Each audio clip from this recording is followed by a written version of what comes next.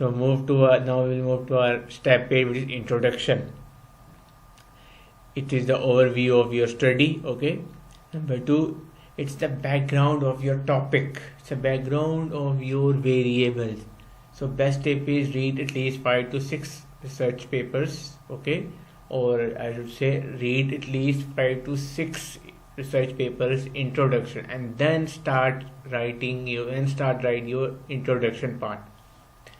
Next is research gap. Yes, introduction contains your search gap. Search gap is the area where you have identified the problems from the previous literature or previous research. Next is problem statement. Next part of introduction is research objectives. Next element is research questions.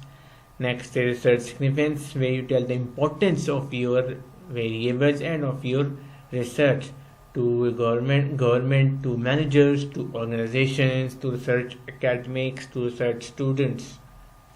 Next is research scope. It covers the parameters of your variables.